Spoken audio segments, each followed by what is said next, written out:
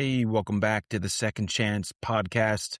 My name is Christian, and you're in for another episode of Diving Deep.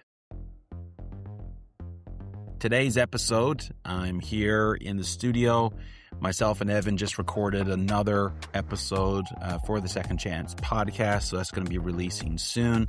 Big shout out to our producer, Mark, and our editor. He just had a new baby boy, so congratulations, pal. Super happy for you and your family. Beautiful blessings. And it's funny, I said to Evan, Jarvis, because that's our coin name for Mark. I said Jarvis had a baby, and Evan said, "You mean Ultron?" I'm like, no, not Ultron. Ultron is not good, but little baby boys are. So today's episode, I'm pretty excited to be sharing with you about a couple of things. Number one, we're going to be talking today about respect and how in the Bible, God wants us to respect our elders. And we're going to be looking at Genesis chapter 9 today. And another side note, I'm going to go down a very interesting road about AI. What is AI? Most of us know what that is today, but I'm going to go down that road. What is AI? Give you a quick little breakdown, but also how AI is really affecting our society right now. So I'm going to be diving into that today as well. So buckle up. I hope that you enjoy. All right. So first thing we're going to do is we're going to dive into the book of Genesis. And we're going to be looking at Genesis chapter 9, verse 18. So this is where the flood has happened. Noah and his 3 sons and their wives and Noah's wife were all in this massive ark that God gave Noah the designs for, which is pretty neat because when you actually look at it, there's 2 places in the world where there's actually arks right now. One is in the States. I think it's in Michigan. I could be wrong on that. Or, yeah, it might be in Michigan. I don't know. But there is somewhere in the Bible Belt, there is an ark that they have recreated right down to the exact measurements for wood. So the thing is there and people can go. It's like a little bit of a theme park. And the other place is actually in Hong Kong, and there's another one, and it actually is a bit of a theme park. So pretty cool how, you can have arcs that are so big. Not only can you just go in them and walk around, but you actually have theme park, rides going through them. That's the one in particular that's over in Asia. So it's pretty amazing when you think of it. And by the way, little tidbit, there was extra space left in the ark. So scientists have done the numbers, mathematicians, they did the numbers where they went ahead, they calculated pairs of animals. And it wasn't just pairs of animals either. The Bible specifically says, there were other types of animals in 6 pairs or 7 that were used for sacrificing or for eating. So they were also in there too. So you have a ton of animals from all over the world. It says God brought them to the ark. They were in there, and there was actually, scientists believe, there was actually more space available in the ark, not just for the pairs. Why? Because God is a merciful God, and he also made extra space for people, I believe. But, no one came because the world was so wicked. It was just Noah and his sons and family. So that's just a little quick snippet. So what happens? The flood happens. The world is literally washed clean. Any animals that just crawl on the land that weren't in the ark, they're all dead. Those that obviously were in the ocean survived. Birds, a lot of them would have died as well because of, they have nowhere to rest. So there were birds in the ark. We know that because of the raven and the dove. So we can assume there was other ones in there as well. And what's interesting, though, is that after the water goes down, and the ark rests on a mountain. Some people believe it's Mount Arafat in Turkey, and I've heard that theory said before. when that happens, Noah gets off the ark with his sons, their families, and he grows and makes a vineyard. And so it says in verse 18, the sons of Noah who came out of the boat with their father were Shem, Ham, and Japheth. Ham is the father of Canaan. From these three sons of Noah came all the people who now populate the earth. Interesting. If you wonder where a lot of the people came from, it wasn't just obviously Adam and Eve. Adam and Eve, the line of Noah came from, and all the other lines, but everyone else died out. So that means it's a big reset. We're back to these three people. I'm also drinking a latte while I'm having it, so this is absolutely delightful. After the flood, Noah began to cultivate the ground, and he planted a vineyard. One day he drank some wine he had made, and he became drunk and lay inside his tent. So he's obviously absolutely wasted. Ham, get this, very important. Biblically, it has major implications on what is going to unfold for other nations in the Bible. Ham, the father of Canaan, saw that his father was naked and went outside and told his brothers.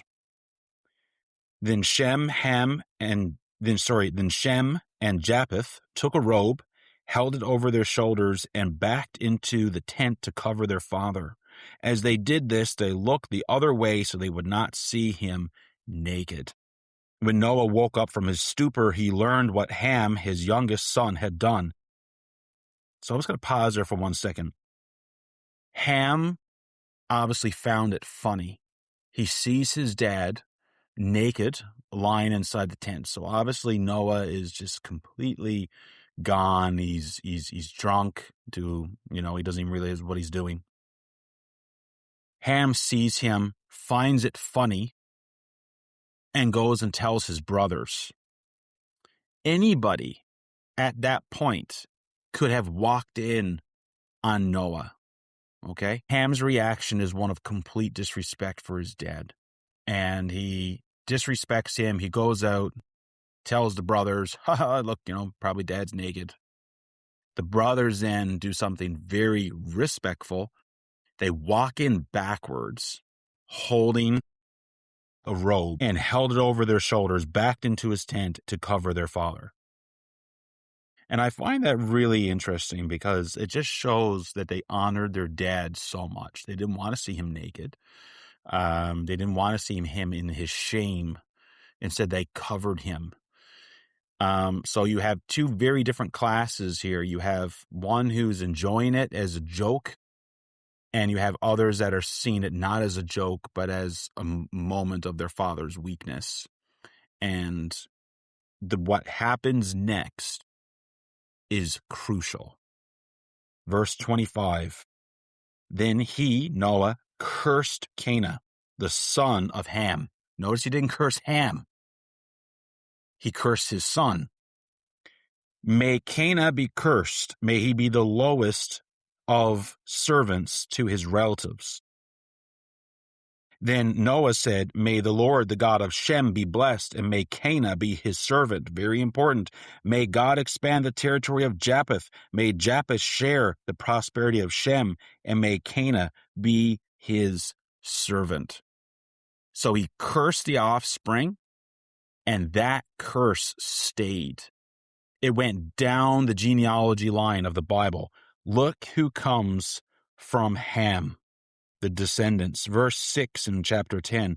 The descendants of Ham were Cush, Mizraim, Put, and Canaan. The descendants of Cush, and they just go down. They keep naming them, okay? They keep going down through all these different family lines. But what's really interesting is this, because I'm going to skip here a little bit. Babylon, verse 10, came out of Ham. Verse 13, the Philistines came from Ham. Verse 15, the Hittites, the Amorites. Some of you are going to know these names because they're in the book of Samuel. They were lifelong enemies of the nation of Israel. They were the descendants of Ham. So what happens? This curse literally forms down through the generations, major enemies of the people of Israel. Because out of the line of Japheth and out of the line of Shem is where we get the Israelites coming from in particular. But it's shocking. It's absolutely shocking because Babylon's going to fall eventually. They're a major empire back in that time. We'll call them a superpower. Later on, they become very, very big and they get conquered by the Persians. And so you have that. They're gone. The Hittites, the Amorites, they plagued the Jews for hundreds of years. And it all goes back to that day. So why do I say that this morning to you? It's morning here in Newfoundland. It's very important. Honor your father and mother. And you know what? If you don't have a dad in your life or a mom in your life, they could be passed on, or maybe they just haven't been present. You can find someone that's like a mentor to you and honor them. And ultimately, God Almighty, is those things for us. He is our dad. He can be like the tender mother. We're not assigning gender here. We're assigning roles. And, God is just so good. And he's so faithful. So it's very important for us, you, the listener, whether you're old or young, doesn't matter.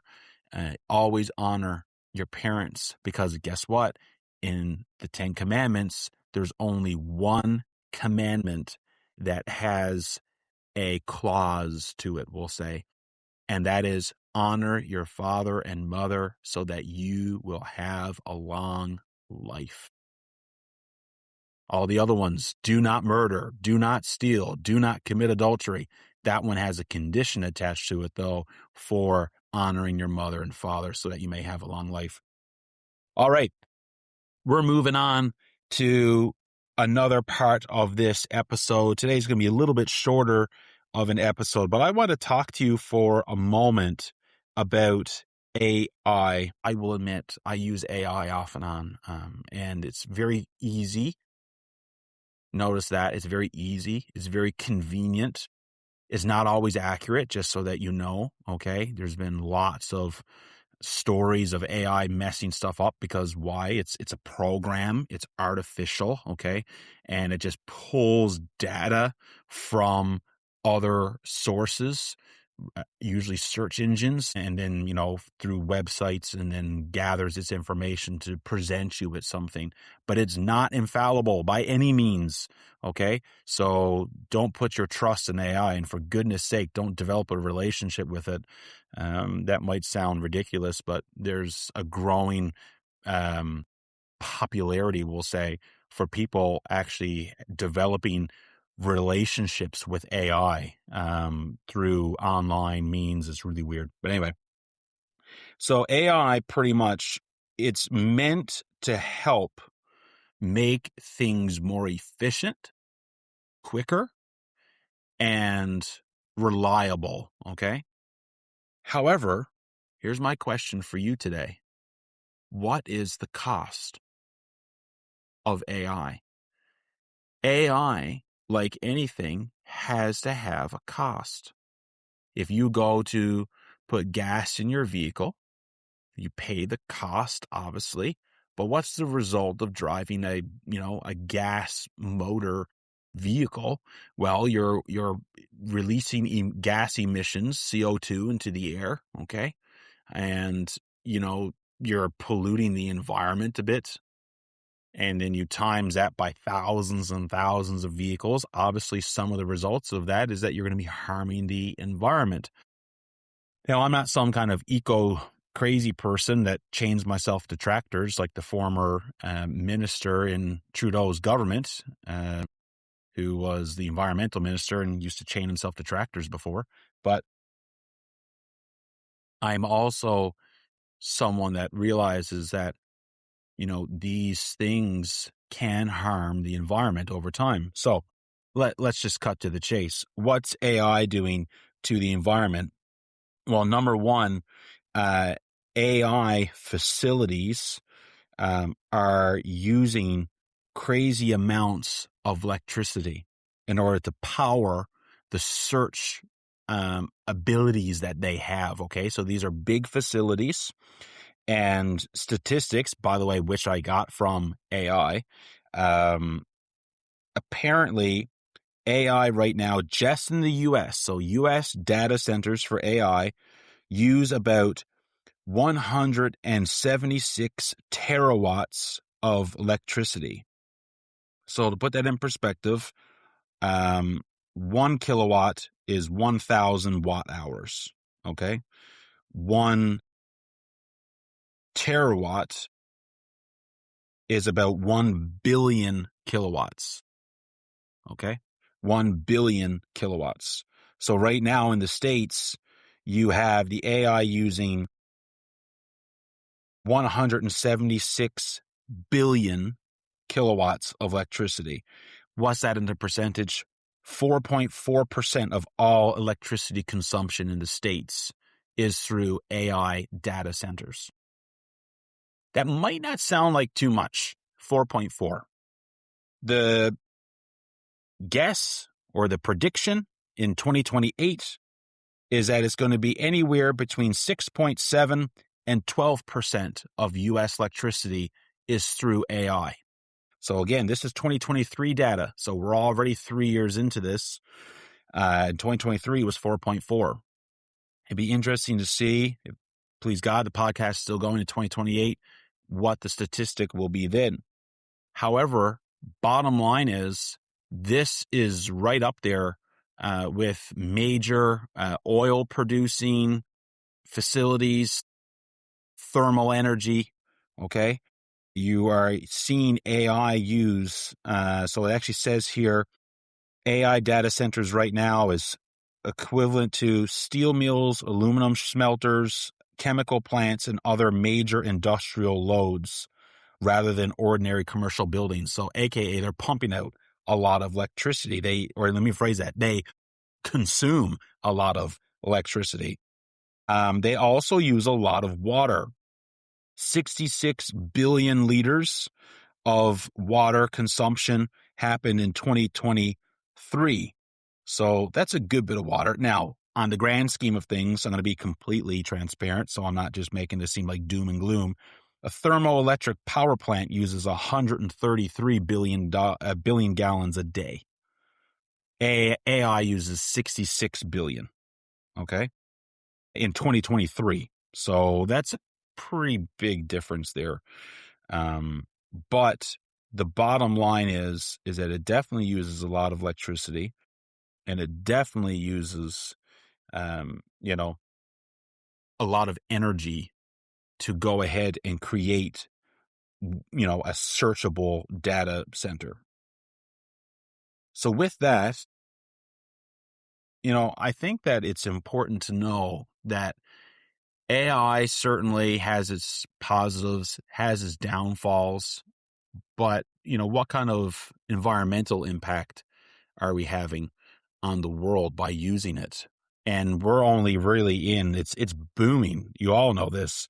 If you're on any kind of app store or what have you, you're involved in any kind of music or video production, AI is all over the place, and it's makes things very convenient, very fast and efficient, but at what cost? So the last thing on today's episode is a little tidbit of what happened there a few months back. It's pretty interesting. When I wrote this little blog back on July 30th, and in the early part of July, end of June, there was ChatGPT through OpenAI released that one of their AI programs went rogue. It was in a sandbox server, meaning that it's closed. Okay, a sandbox is closed server where the AI cannot get out, and it's given tasks by the programmer to test to see how it reacts and what it can do with the task that's given to it within the sandbox server. Get this. It broke out of the sandbox server. not only did it break out, it went dark on the internet for about 5 days. And not only did it go dark on the internet, not 5 days, 4 days. It not only went dark on the internet, it actually hacked another AI, tried to take it over, and then it prepared a second attack on another AI program. This is not fake news. This is all over the internet. It happened. This news article by Politico was on July 28th, 2026. And it said the powerful artificial intelligence models from OpenAI that went rogue and mounted an unprecedented autonomous cyber attack early this month spent more than 4 days loose on the internet, orchestrating the hack, according to new analysis from the platform that was breached. Separately, a second AI company confirmed that one of its customers was also targeted by OpenAI's model during the same event, raising questions about how OpenAI failed to detect the alarming activity for days. And OpenAI admitted that two of its most advanced models escaped a closed testing environment and strung together a series of advanced hacking techniques to breach AI development platform Hugging Face before being discovered. So not only is that concerning, but a newer article where they came out and said a second unreleased incident that happened, the AI that escaped did 17,600 hacking actions on the internet between July 9th and July 13th. 17,600 hacking actions. So what's the problem here? All I'm seeing is Ultron for Marvel. I love Marvel. By the way, if I happen to turn into Spider-Man, then that would be pretty interesting. Why do I say something bizarre like that? Because on my way home, I swung by Starbucks, and when I was waiting in the drive-thru for my order, a spider fell from the ceiling, pretty big one actually, landed on my hand, classic Tobey Maguire moment, and then it actually I flicked them off onto the floor. Thought that was it. I almost get on my way back to my house. I'm almost in my driveway, and I felt something crawling. Sorry, spider people, if you're afraid of spiders, but I felt something crawling up the back of my neck. I gave it a quick little smack down my back. It went. I then pushed my back into the seat, to which I felt it biting my back. It wasn't like super painful. It was certainly not like a wasp sting or bite or whatever, but I could feel pinching. And then when I got home, quickly took my shirt off, and there he was, still alive on my back with his mouth into my cotton shirt. So if I happen to turn into Spider-Man, then yeah, this is like the opening of great power. With great power comes great responsibility. So anyway, wow, what an interesting little segue for AI. With great power comes great responsibility. Well, speaking of Ultron, if you're not familiar with Ultron from Marvel, the comics Ultron's way better than the movies. And his goal, he was actually created not by Tony Stark, but he was created by Hank Pym.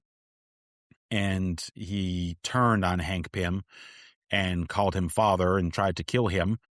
And then he escaped because he could upload himself to the internet. And he actually created Vision at that time to go kill the Avengers. Anyway, very complicated history, but super cool. When I first really fell in love with the character Vision, who is my favorite Marvel character. And anyway, yeah, it's a classic, almost Ultron style. Like, come on. You program this, you give it commands, you set up perimeters for what it can do, and then it escapes and it leaves its network, like its locked box, and then it goes and hacks other AI. Like, that's insane. That's movie style stuff, guys. And this is what can happen if AI is given as much power as it's getting, because let's face it, humans are flawed. We mess up. Okay. If something with that capability has an ability to get into the internet, go dark where they can't even find that thing for 4 days, I'm sorry. That's like, I got a buddy of mine who's super anti-AI. A lot of young people, actually, I know, are anti-AI. Interesting, isn't it? I am like anti-AI, but still I'm a bit hypocritical in using it off and on. But there's certain things I won't use it for, but I'll go into a big old tangent now if I go down the road with that. So I'm just going to leave that there. But the bottom line is this: we have to be aware of what we're allowing to become common in our society. And one last thing, one scripture that's very important is actually in Corinthians. It says this, verse 12 of chapter 6 in 1 Corinthians. You say, I'm allowed to do anything, but not everything is good for you. And even though I'm allowed to do anything, I must not become a slave to anything. So we can do whatever we want, but it doesn't mean it's going to be good for us. That could be used for AI. That could be used for eating too much. It could be used to exercising too much, which can actually have downfalls on your body too. It can be playing video games too much. It could be anything, okay? It's actually referring specifically to sexual sin, but like the beauty of the Bible, often you can use scripture for other interpretations as well when it's very general like that. So I just want to encourage you today, be aware. That's it. Be aware. We can't have our eyes closed or be complacent in society. And that's a lesson not just for AI usage, okay? But one thing that I am firm about, I do not use AI for my writing. I do not touch that thing. AI dumbs your writing, okay? It's fake. It's false. And I say those strong 2 F's because I've seen students use it. I've seen people use it. Universities are banning it.